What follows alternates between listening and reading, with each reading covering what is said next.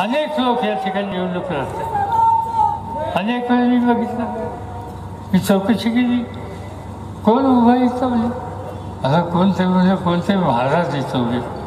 अहो म्हणजे मथार जायचं सोडून इकडं कुठं आहे? नाही म्हणजे आहेत महाराज आहे, आम्ही त्यांचा आदर करतो. महाराजाच्याबद्दल मी काय अनादर कधी करणार नाही. पण महाराजाचं काम काय, त्यांनी मार्गदर्शन करावं, लोकांना योग्य रस्ता दाखवावा.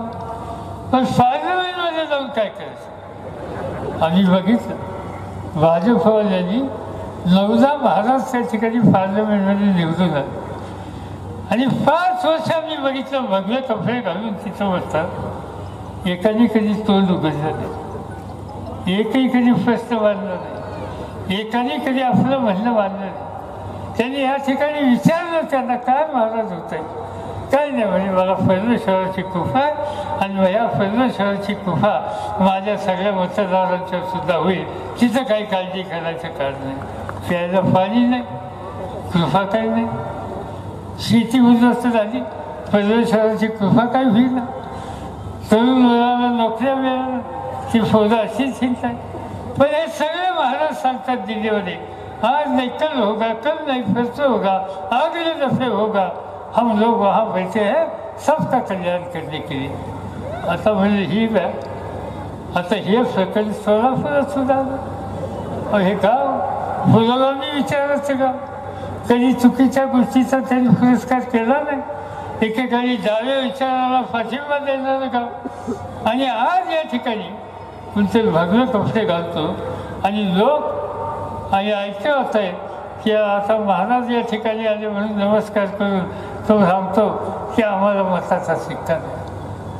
कुठलाही साधू असेल, संत असेल, तो कधी कोणाला काही मागत नाही. मागणारा हा संतच असू शकत नाही, दुसऱ्या पुढे हात पसरणारा संतच असू शकत नाही.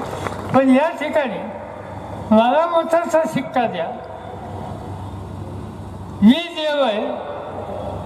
म्हणजे काय माझी माणूस आहे, मी देव आहे म्हणतो.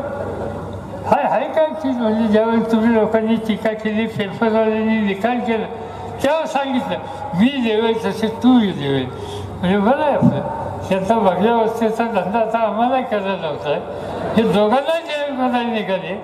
आता ही भोंदगिरी ही देशाच्या समाजाच्या हिताची नाही आणि म्हणून या प्रकारच्या प्रवृत्तीच्या संबंधीचा निकाल हा वेगळ्या पद्धतीने केला पाहिजे. त्यांना सांगूया की महाराज आलाय, आमचा नमस्कार तुम्हाला, 5 रुपयाची नोट घ्या आणि मठात जाऊन त्या ठिकाणी बसा. इथं राजकारणाच्या भानगडीत आणू नका. सोलापूरकरांच्या हिताची जमणूक या पद्धतीनं या ठिकाणी होणार नाही आणि म्हणून राजकारणाकडे गांभीर्याने बघितलं.